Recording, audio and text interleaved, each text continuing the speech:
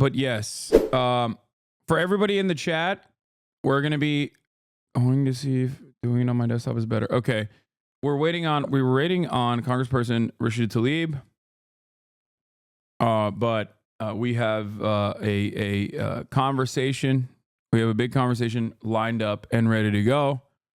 We're going to be talking about migrants under the Trump administration and what to do in the upcoming Trump regime and what the next steps forward are. This is something that I obviously care about quite a bit. And yeah, hold on. Let's see. Okay. All right, Rashida's gone for the time being, but she'll be back. But before she gets on here, she's on again. I wanted to welcome you guys, Annabelle Mendoza and Victor Guillen Fabrez. Am I saying that right? Yep, that's right. Okay. If you don't mind, one, welcome to the broadcast. Two, I wanted you guys to introduce yourselves to my community real quick. Yeah, sure thing. I can kick us off. Thanks for having us, Hasan. My name is Annabelle. I'm the Communications Director for United We Dream Action, which is a leading immigrant rights organization in this country, powered by immigrant young people, youth of color, and the average voter. And I'll pass it to you, Victor. Yeah, what's up, y'all? My name is Victor. I serve as communications strategist for United We Dream Action.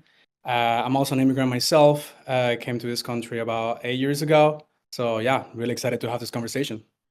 Yeah. And how would you describe what United We Dream Action is to people who are uninitiated right off the jump? Yeah, so we are a nonprofit, a national organization. Again, we are led by immigrant young people. So folks who have DACA, folks who have TPS, folks who are fully undocumented. We're also powered by other young people of color and average voters who are all coming together to fight for racial justice in this country, immigrant justice in this country. We organize, we build independent political power, organizing on and off the streets. Okay. Let's see. Let's check in with Rashida real quick in the Discord DMs to make sure she's doing all right. But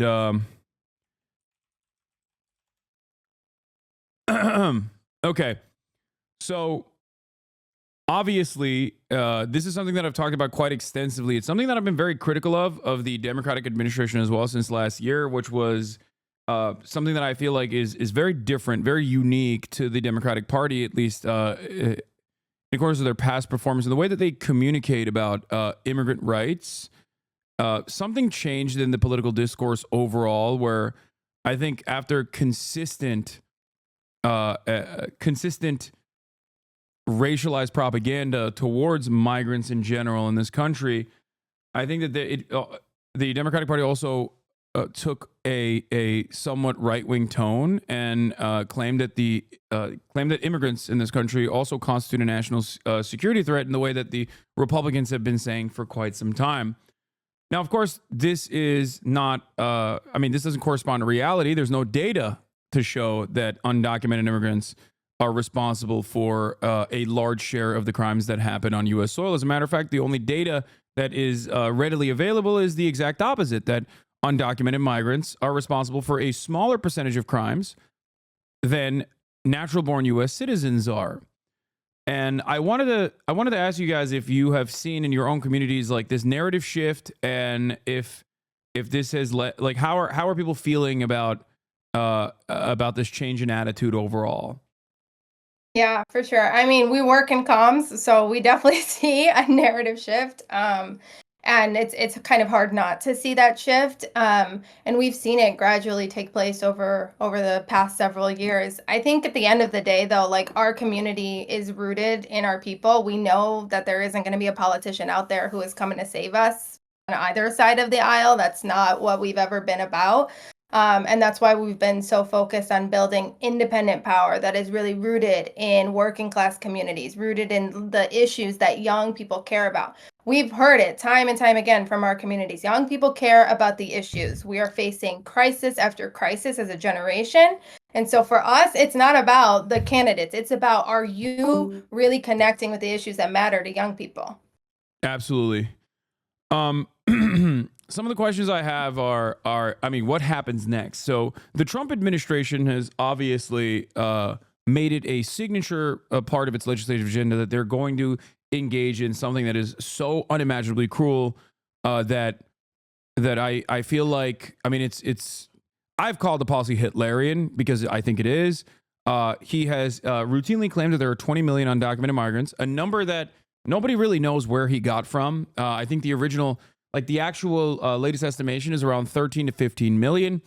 And he has said that he is going to engage in mass deportations for all 20 million undocumented migrants living on U.S. soil. This means that 1 in 15 families that live in a mixed status household is probably going to have their immediate relatives forcibly removed from American society and placed in a concentration camp slated for deportation. This policy not only is uniquely cruel, but it's also obviously going to cripple the economy, considering that undocumented migrants contribute greatly both to our agricultural output, but also our construction industry as well, among many other sectors. But of course, the most significant part about this, I think, is the inhumanity of this policy. Hey, Rashida, you're here. Thank you. Sorry. Just know that my kids are like, I can't believe, Mom, you can't even get on the. They were like, of course, you're the only one who can't get on. Yeah. If you don't mind, do you mind flipping your phone so it's landscape, if that's possible? Because it'll automatically adjust. Yep. Guys are making me feel old. No, don't worry. I mean, I'm a boomer. Okay, I'm 33 in this industry. That's perfect. I'm 33 in this industry. I'm basically dead. So in my line of work, when you're 33 years old, it's over. It's so over. Rashida Tlaib, thank you so much for coming on. I'm a massive fan of yours. I've been a big supporter for quite some time. I've been meaning to have you on the stream for quite a while. So I'm very fortunate that you are gracing our presence here on this broadcast. We are all big time supporters of you. And I'm very grateful, very thankful that that you guys were able to put this together so we could talk about issues that matter to everyone in this community. Can you hear, Rashida, can you hear us? Oh yeah, I can hear you guys. No, just thank my son Hasan. He's a huge, my son Adam's a huge fan of yours. So he's like, no, Mom, do it. It's awesome. Oh, hell so, yeah. Yeah. You got a good son. He's a chatter. So he loves your show. So that's, you can give my. He's got a good head on his shoulders if he's a fan.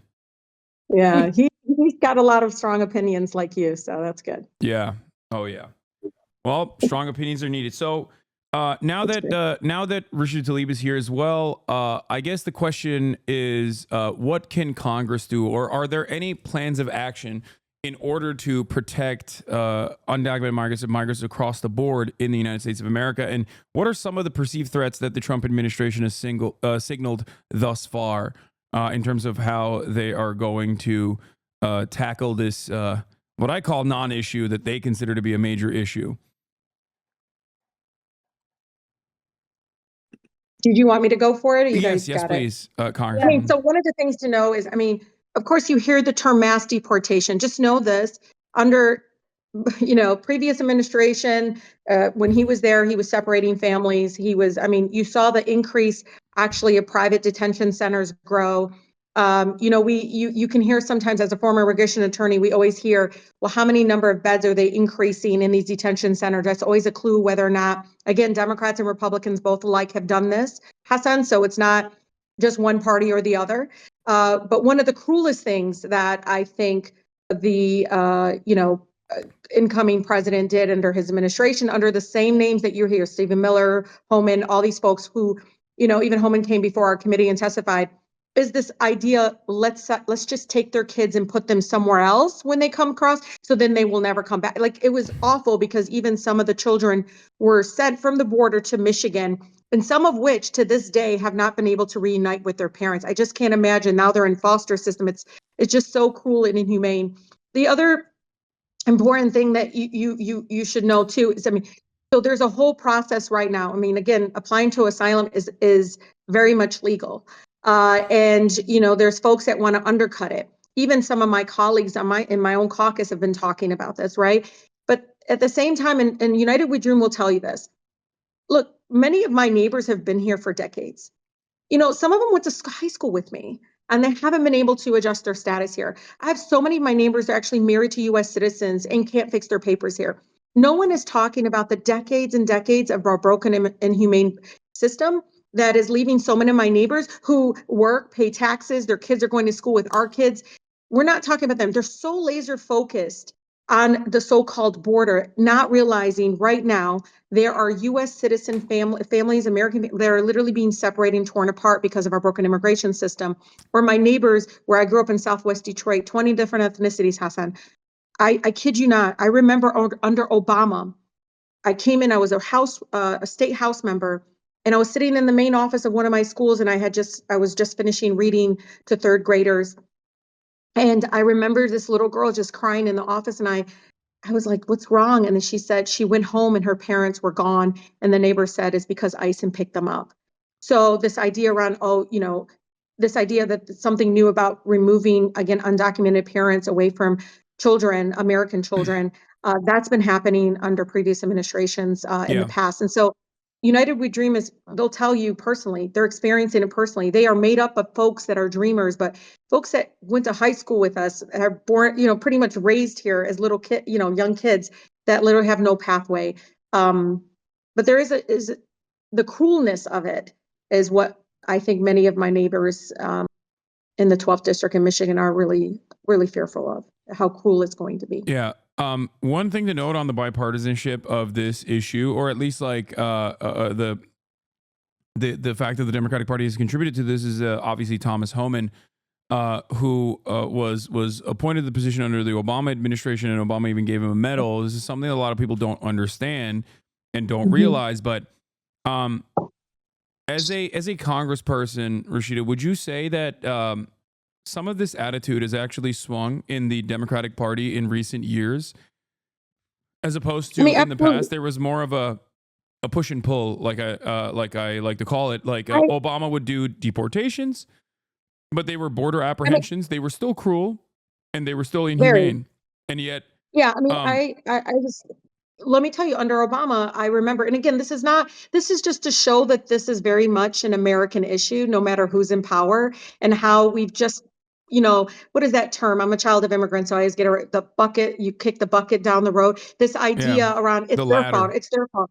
Yeah, it really has been something that I can't believe under every single, I don't care if there's a D or R next to their name, seems to me that they don't really care about fixing the actual immigration system. It's people even that are legally coming in, so-called legally, with process visas, that are also experiencing the same brokenness and humaneness that we see. But Hasan, I remember, me and Obama administration head to head, I remember I was pregnant with my second kid. I was like wobbling around telling him, you are not allowed under federal policy to do any ICE actions near schools. And they did it. And the next day, all the parents, all the school kids didn't show up to school the next day. They're not even allowed to do these kinds of so-called operations and coming into schools and doing these like raids and things like that. Again, that was right in front of two schools in my district at the time. It was horrifying. It was traumatic for the community. No matter what your status was, to watch that happen in front of kids was awful. And I had to go head to head with, a Democratic-led, immigration system being led by the Democrats. And again, know this later on, of course, because even the Dreamers were in the streets demanding action. Remember this. Yeah. They were vilified for it, Hasan. I remember they were like, oh my God, leave them, you're making them look bad. No, it was their duty and responsibility to move a president that promised that he would do something about this. And if it wasn't for them, I don't think we would have gotten DACA. If it wasn't for them, again, demanding it in the streets, I don't think we would have gotten DACA. But I want them to talk more about, again, what they're doing. I love the fact that they didn't wait to see who got elected. This group, United We Dream, created this situation room and created this action knowing that no matter who was president, that something was going to, awful come their way. Because again, fear mongering from both sides, both parties was pretty evident. Yeah, the Congresswoman's really hyping us up, so I love it. But yeah, we've been organizing around the clock. We know that our work does not end or begin on election day. It doesn't end with getting voters to the polls on November 5th. It is a year-round job, and I think the thing is The terrain we're facing right now with Trump's reelection, it is very real. And I think people sometimes don't believe that these things could happen, like mass deportations or raids. It's already happened. It happened under his first administration. It happened under administrations before Trump. And so it's going to happen again, and it's going to expand. And I think it's very, very real what the Congresswoman is saying in terms of we're going to see agents being deployed into our communities, into our neighborhoods, at schools, at churches, at masjids, at hospitals. We're already seeing that in Texas, right? Texas just passed, right, a law that was signed by Governor Abbott that allows agents, that allows the hospitals, right? They're now like required to ask patients their immigration status. It's all a tactic of fear. That's what it is. And so I think the end of the day, though, there is so much that we can still do to make sure that Trump's plans are not successful. We can still make sure that these spaces are safe spots for our immigrant neighbors. Yeah. If I can jump in real quickly, I think like it's important to like also like start from the basics, because there's a lot of people out there that have absolutely no idea what Trump's anti-immigrant agenda actually looks like, right? Like I talk to a lot of people in my community, they have no fucking clue. I think like the first thing that we have to mention is that if you actually go ahead and read Trump's official policy platform, right? I'm not talking about Project 2025. I'm talking about his actual policy platform. They want to explicitly, right, like carry out the largest deportation in the history of the US by invoking something called the Alien Enemies Act, which is a war law, right, that was designed to give the president sweeping powers to racially profile, detain, and deport any non-citizen that they deem to be a threat. What are the standards to deem someone a threat? No one knows. But this is the power that this act gives to the president, right? This is not an exaggeration. We've seen it in the past. It was used in World War II to put immigrant communities in internment camps. And we have seen, like Annabelle was saying, local versions of this in motion already. In Texas, because of SB4, it's a law that deputizes local police agents to become federal immigration agents to do the same thing, racially profile, separate families, attack our communities are in those states. There are many SB4 copycats everywhere, right? In Arizona with Proposition 314, in Iowa, in Oklahoma. This is the infrastructure that they have been setting up so they can carry out this mass deportation. So the threat is real. This is what we're dealing with. And if I can share one more thing, is that one of the most concerning parts of this program is that they also want to go after the protections that already exist for people like us, right? To name a few, right? TPS, temporary protected status. I've been protected from deportation by TPS for quite some time. Most people in my community have been protected by TPS. This is something that they have explicitly said that they're going after. Yeah. DACA, right? 12 years of DACA, protecting immigrant youth, a program that allows people to work, to live, to study without the fear of deportation, humanitarian parole. They want to end birthright citizenship through an executive order under one. This is stuff that is on their platform. Like, I'm not making any of this stuff up. And at the end, they want us to feel unsafe anywhere we go. And denaturalization, the abolition of birthright citizenship and denaturalization for those who are commonly known as anchor babies, colloquially known as anchor babies, with mixed status parents. People who are born on U.S. soil. So the question I have, I guess, and this is something that is in the minds of a lot of people as well, is what do you say to people who doubt that Donald Trump is actually going to carry out these mass deportations? I mean, he said he's going to do it. Everybody always says that. It's so bizarre to me because I know.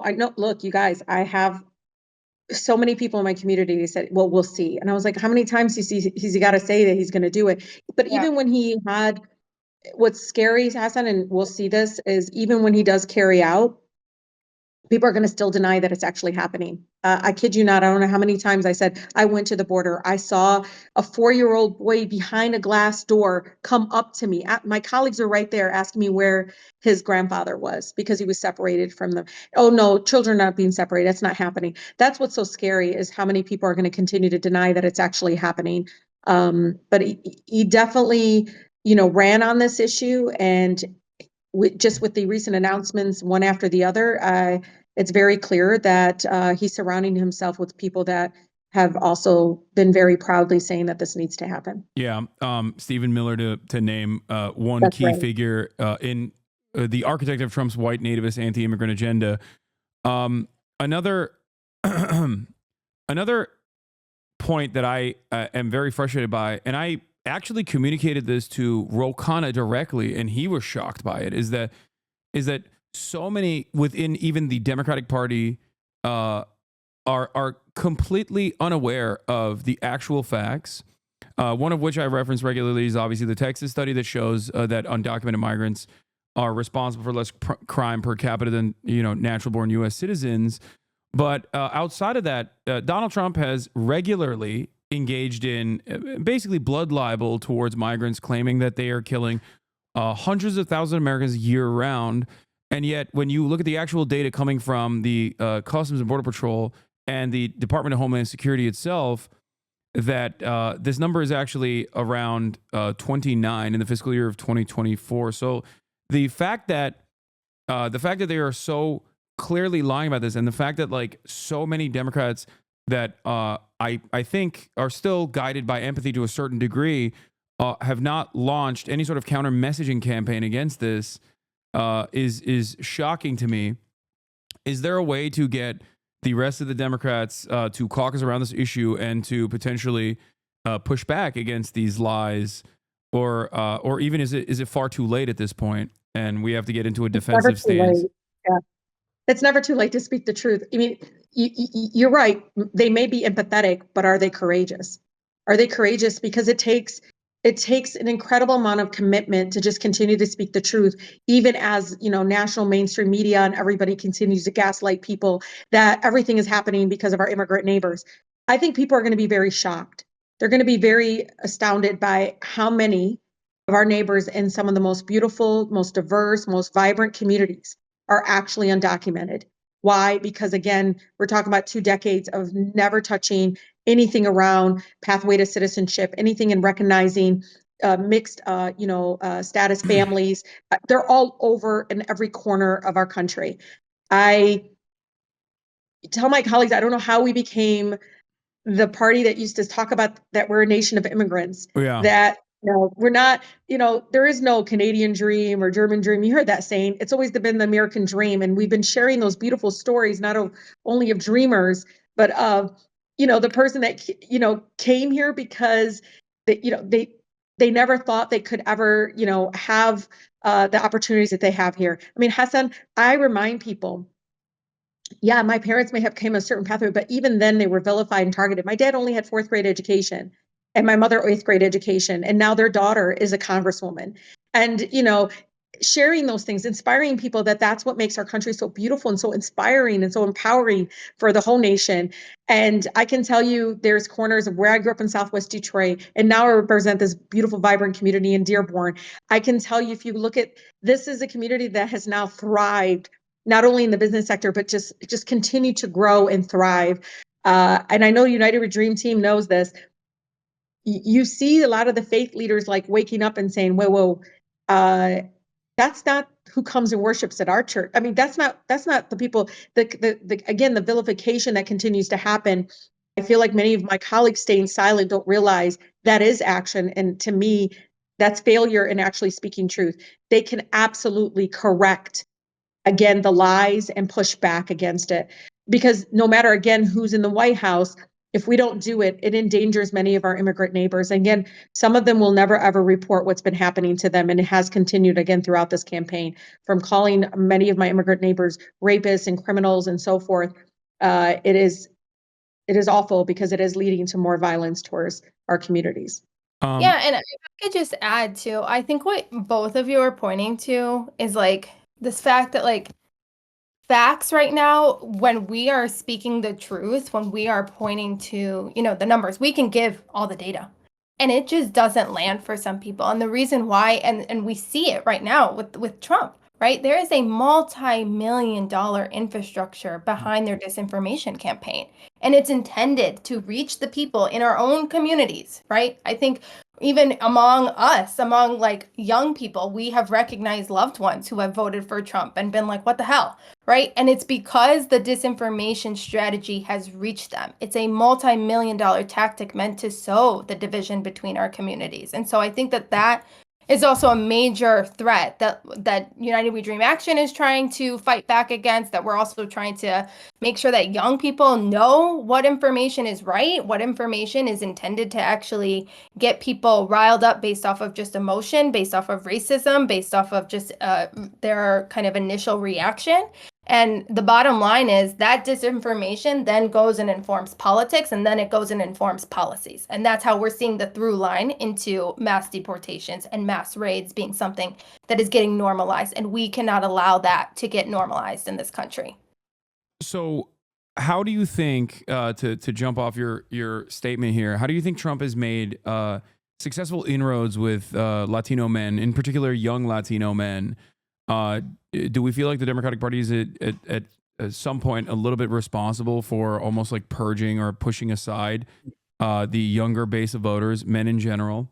And how do we reach out to people that have so much to lose from the very same policies that they assume will not harm their immediate family members? Because this is something I've so consistently seen with people that voted for Donald Trump that know undocumented immigrants or have immediate family members that are undocumented immigrants. And they have this assumption that like, oh, it's actually someone else that will get deported and not my immediate family members, because my immediate family members are contributing to, they're contributing to the American economy in meaningful ways. So it won't come after them.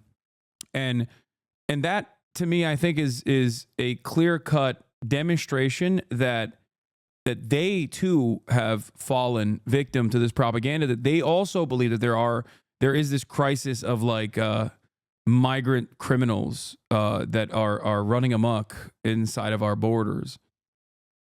Yeah, there are two parts to that question. The first one, like Annabelle mentioned, is targeted disinformation, right? There is a well-funded disinformation machine designed to target young Latino men in particular, right? Where they exist, where they spend time online, right? Places like this, honestly, places like Twitch, Kick, Discord, YouTube, right? And this disinformation is designed to dehumanize the people in our own communities, right? Because when you call your neighbors who have been undocumented for 3 decades criminals, when you call asylum seekers fleeing persecution and violence invaders, what you're doing is effectively dehumanizing an entire group of people that justifies dehumanizing acts on this same group of people. And we've seen it many times in the past. This is just a tactic that populists and demagogues use. And it's no different this time. But I think like the important part here is to recognize that it has to do with our information diets. If you give good people bad information, they will do bad things and they will do like make bad actions, right? I think the second part to this is actually the lack of like good economic message, right? I think a lot of young Latino men who have been radicalized out there, and I talk to my friends all the time about this, right? And a lot of working class Latino families simply don't have the time and the privilege to care deeply about democracy and the civil rights of their neighbors. They're too busy putting food on the table, right? So unfortunately, people don't eat democracy.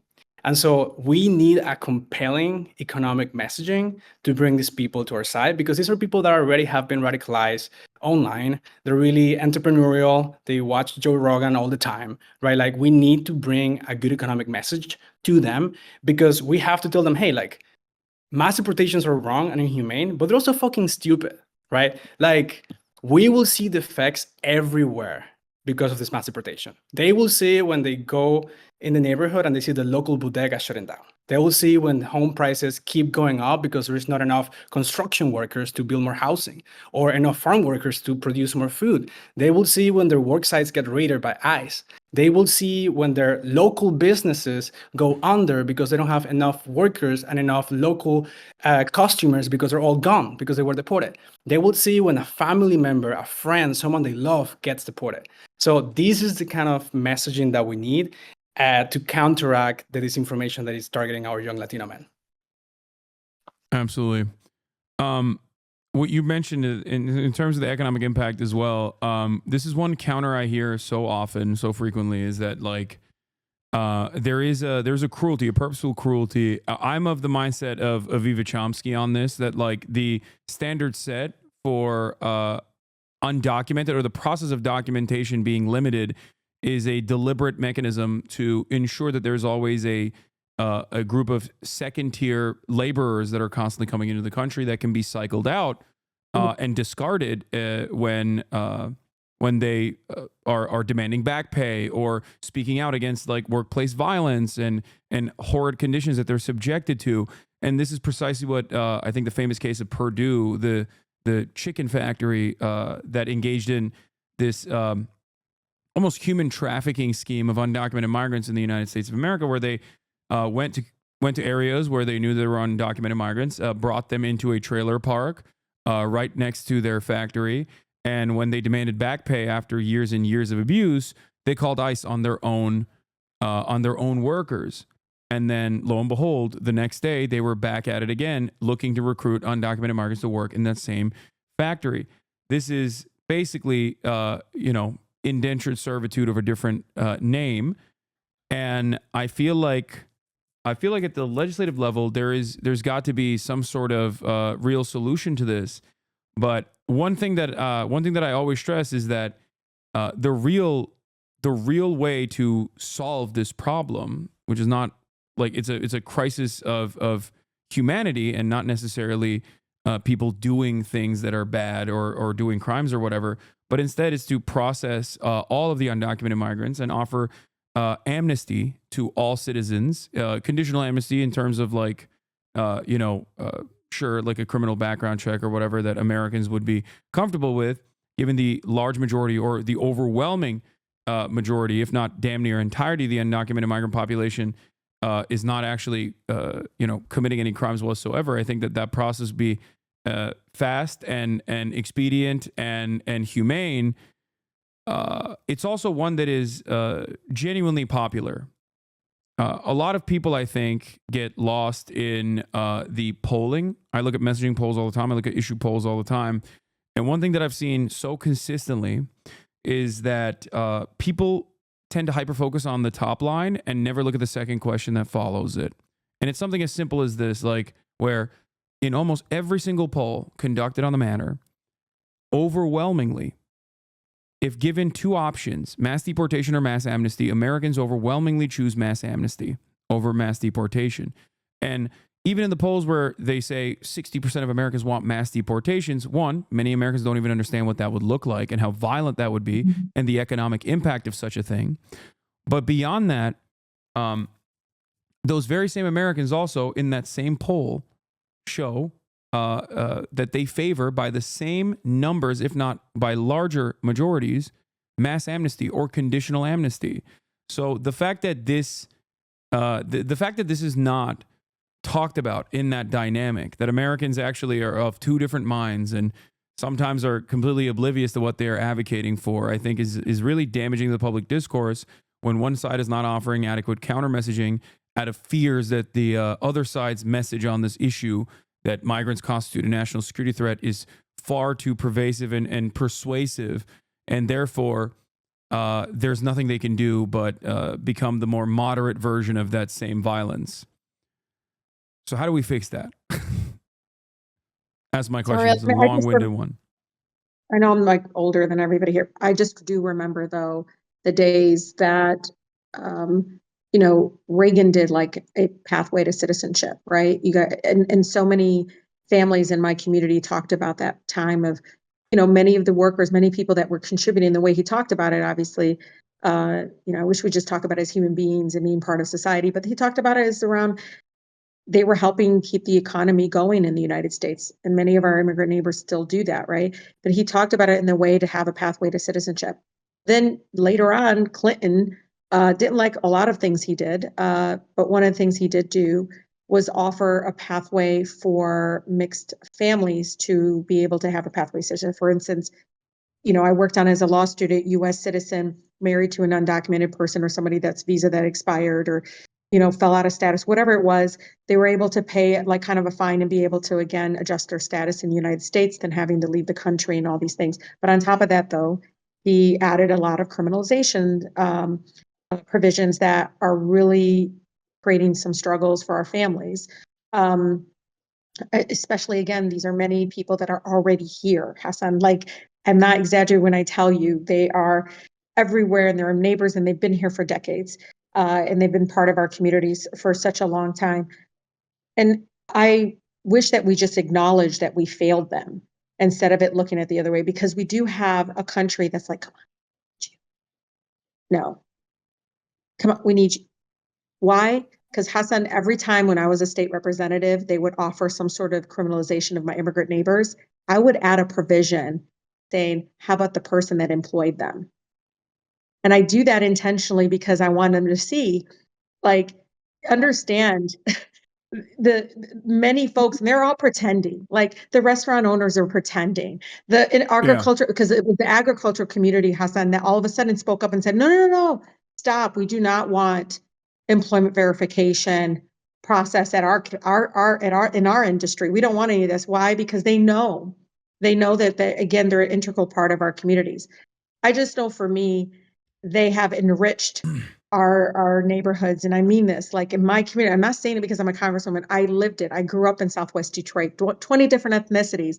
They have enriched our neighborhoods and our communities in every aspect. I don't care. It's not just the food and the culture. It's also just the sense of like being grateful. I mean, I saw things through the eyes of my neighbors that I would never been able to see through those that may have been born here. And so I just don't realize why we don't talk about it in a way that I think is much more humane, but also understanding, again, the nation of immigrants. And we've always had an immigration system that did not keep up with the need or the values of our country. And again, we fix it by recognizing stop separation of families, recognize that they're here now and that we need to solve it now. Mass deportation is not the solution. It won't ever be. They tried it.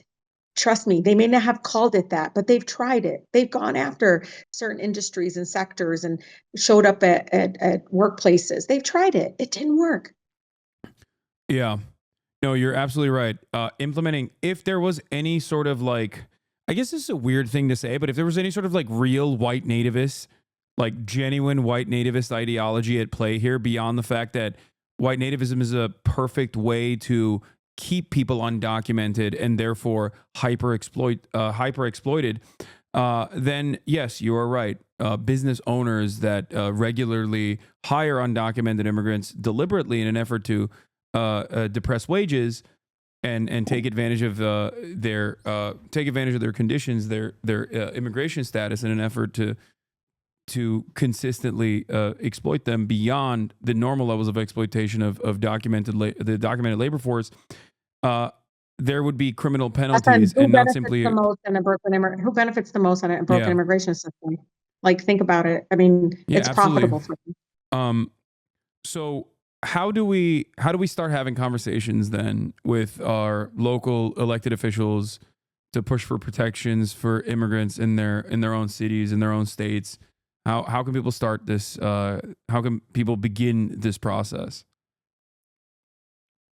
Start off. I mean, I think the Congresswoman can definitely absolutely touch on this too. And I feel like there's tiers to this. I feel like there's tiers to the engagement. And oftentimes, like when we're faced with something so massive, like mass deportations, like all of the horrible things that Trump is promising, I want to acknowledge that there is a sense of like heavy weight and emotion that we feel knowing that a Trump administration is coming. But I also know that like this moment really does call on young people to have the courage to take steps in their own communities to really shore up protections for immigrant communities. We've heard Tom Homan is added to his cabinet. We've heard Stephen Miller is added to his cabinet. We can be blue in the face talking about how horrible these people are, but what are the actions we are actually going to take between now and Trump's inauguration to make sure that we are minimizing the damage and the impact that it will have on our communities?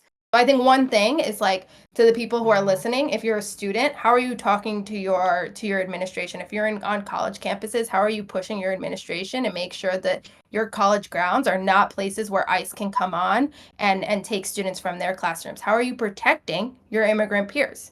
Workplaces, we all work, right? So how are you making sure your work sites are places that protect your colleague who sits right next to you every day at work? We know that those are tangible ways that we can be taking action right now as allies, as directly impacted people. And then, of course, there is pushing your state and local electeds. And that's one of the things that United We Dream Action has been focusing on is we have been trying to push mayors and governors and city council members to be bold and unapologetic right now in not only publicly stating that they are not going to comply with this, but actually doing so through action. And I think you heard the Congresswoman talk about this even in her local district. And so she can probably attest to this even deeper. But that's what I want people to know, is that this isn't the time to like retreat into this sense of despair of like, oh shit, Trump is coming. There's nothing we can do. There is a lot we can do.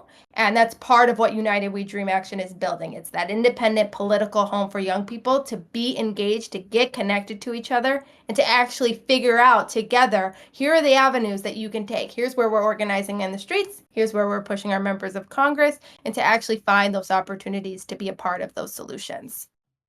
If I could add something very quickly to what Annabelle just shared, is that, when institutions fail us, we turn to community, we turn to organizers.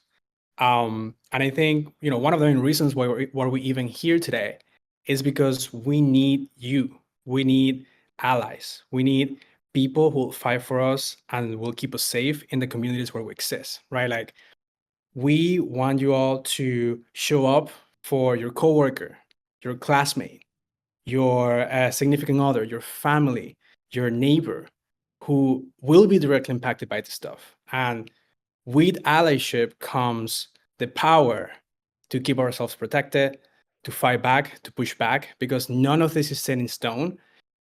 We have the responsibility and the power to fight back. And this is why we are doing what we're doing. That's why we have intervened some of these spaces like Twitch, like Kick, like Discord, because we're trying to reach out to people that usually are not involved with us, people like young Latino men, young men in general.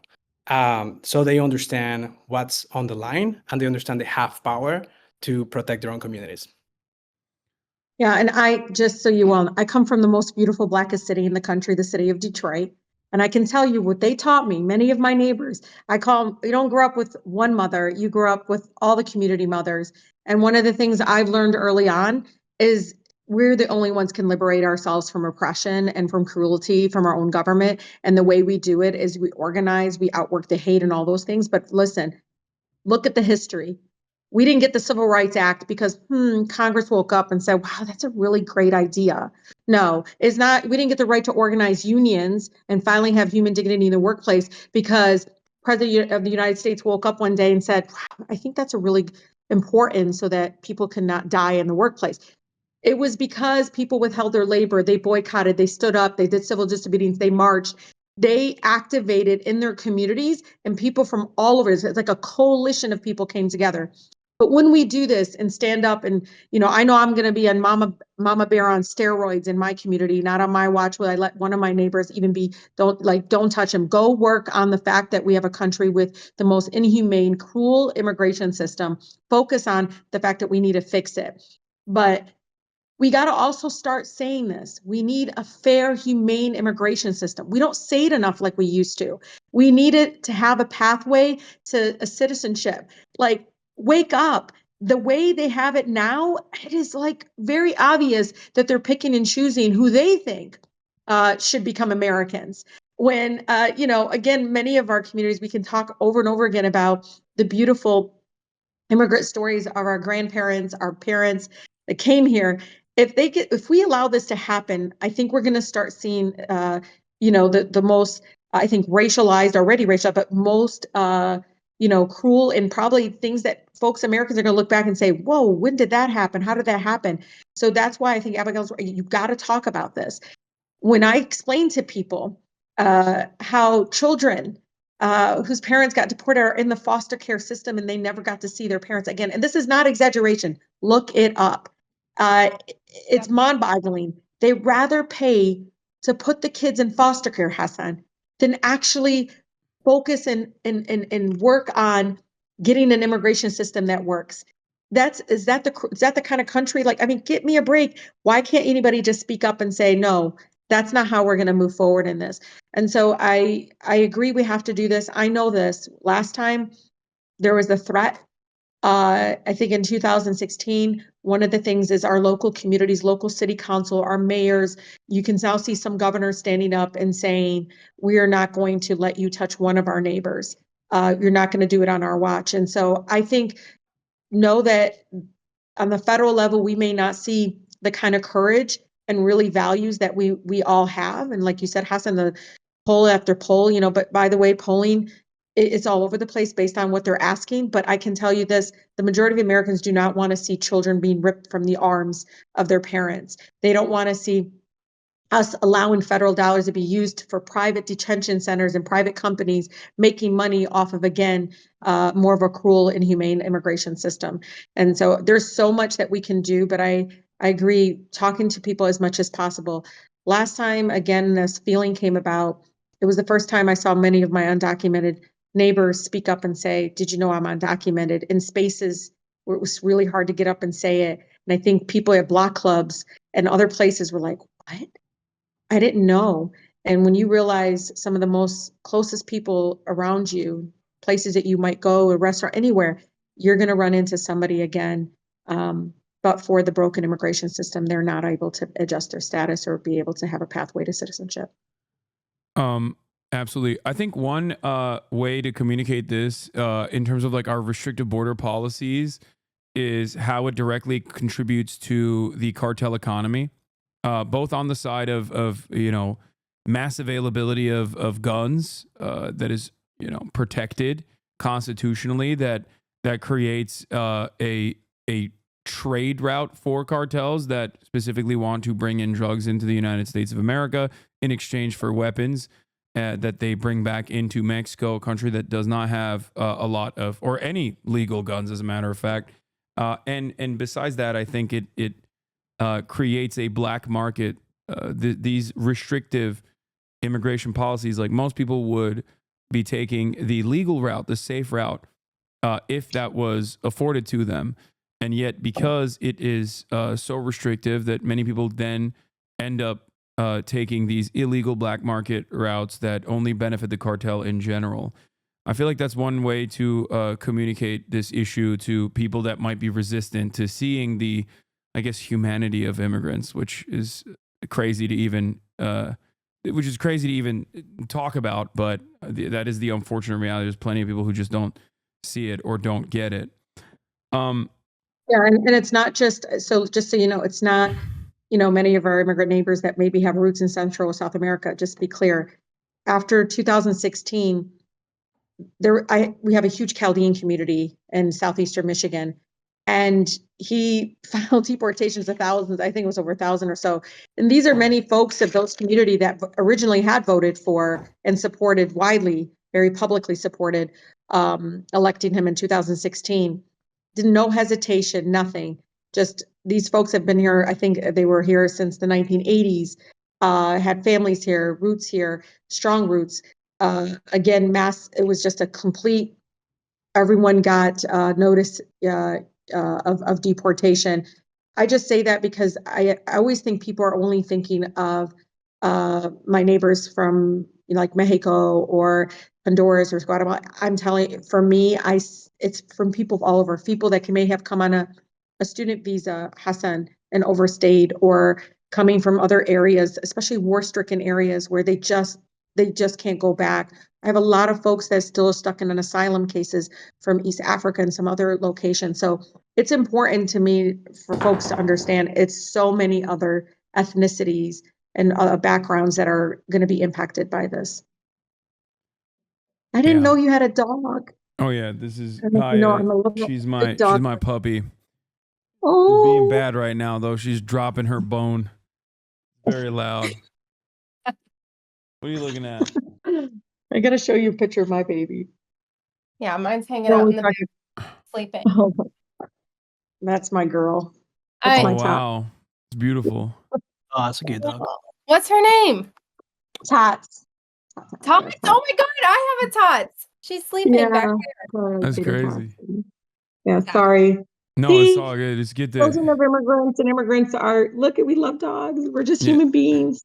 We're It's lovable. good to have a little break from the Yes. man-made horrors beyond human comprehension every now and then, and I think that is also important. Is something I've explained to my community quite a bit since the election results came out, which was that you know, you have certain things that you have control over in your own life. You know, for me, it's working out.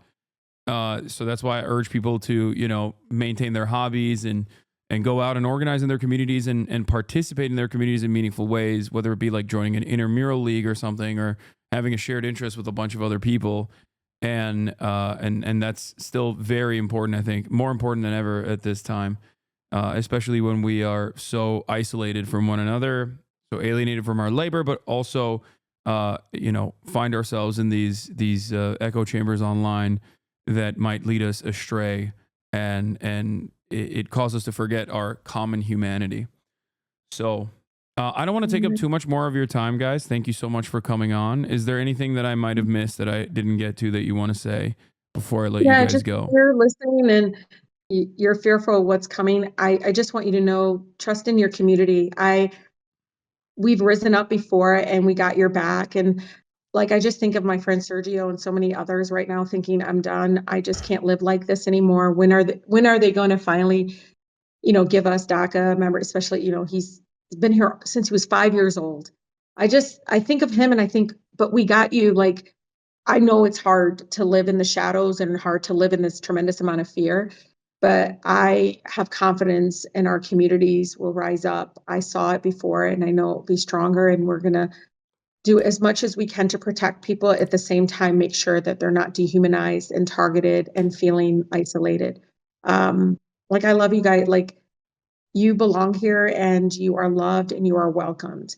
The people that want to talk and target you, I promise it's because they have nothing else to fucking do. They don't know what to do with the economy. They don't know why, because they're taking money from the corporations and the same companies and others that want the broken immigration system. Just know we're going to continue to speak that truth. It's not just United We Dream. There's so many other organizations out there ready to fight back and speak the truth and, you know, get that pathway, I think, for a more humane immigration system in our country, one that recognizes you have been our neighbors for a very, very long time. All right. That and say that, like, really quickly, Hasan, thank you for engaging in such an important conversation. And I'll say this just from the perspective of like Gen Z right now. I think a lot of Gen Zers are retreating into a sense of isolation. We've been kind of isolated, feeling isolated politically, feeling isolated, maybe not represented by different political parties, or just feeling like the state of the world is really a crisis right now. And one, I want to acknowledge those feelings are very valid. I have felt those feelings myself. But I also think that the power of places like United We Dream Action, the reason why myself and people like Victor have been drawn to this organization, is because we bring people out of isolation and we bring them into community. We know that when you are alone and you are in a corner, that is not where we take the steps forward to create change. We do it together. We do it in community. We do it in the rooms and in the streets when we know that the bad actors out there who are trying to come after us are creating entire schemes to hurt our people. We are the ones putting in the work around the clock. And so that's what I would say to anybody here who is like, I don't know what to do. There's one step you can do. Join an organization like United We Dream Action. Join your local organizations in your communities. Get organized now, because it's not going to happen on your own. It has to happen in community. That is where the work happens. That is where the change happens. And really what we're about is building that independent power that represents us, that represents the working class communities, the Black, brown, immigrant, queer, young people who are ready to shake things the fuck up, ready to change things in this country. So I think that that's where we need to really encourage people to find your home. United We Dream is one of those places, and there's so many, like Rashida Tlaib was saying, there's so many out there that are your space, that are ready to welcome you. All right, I would just add absolutely. very quickly, like we'll share with you all like resources to know your rights, resources to help your neighbor, resources to join the squad, which is our super powerful organizing team at United Dream Action. This is the time to take action. This is the time to fight for your neighbor. This is the time to show up in solidarity with the people most affected by this crazy stuff. And big shout out to Congresswoman Tlaib for being here with us. Big shout out to Hasan as well for opening the space and centering the conversation around the directly impacted people that will feel the pain, but also the hope of having people around them for what's coming next. And thank you guys so much for coming on. And once again, to everybody in the chat and to you guys as well, don't get discouraged by seeing liberals talking about how they're going to report their Trump supporting neighbors as undocumented, immediate undocumented family members to ICE. I feel like that cruelty is unimaginable. I feel like that is, there's, at that point, you are not even remotely distinct from a Trump supporter. You are literally doing that exact same thing. So this is an issue that transcends beyond party. This is widespread cruelty, inhumanity, and we will fight back against it every step of the way. So thank you guys so much for coming on. And of course, free Palestine as well. Absolutely. Yeah. Thank you so much, Hasan. We really appreciate it. All right. Bye, guys. Bye. Bye, everyone. All right.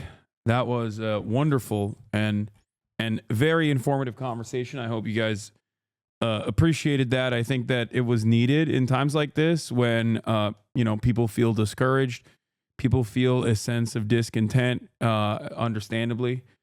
And, you just have to, once again, remember that there are people out there that are doing the work. There are people that, and you can be one of those people. And,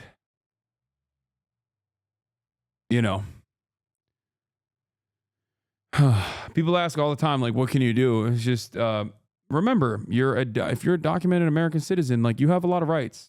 You can, just in the same way that we see Israeli citizens go to the West Bank and actually participate in the protests to put their bodies in front of settlers that are doing terrorism and violence. You as an American citizen can do something similar as well. Okay? Not many is going to do that, but I think,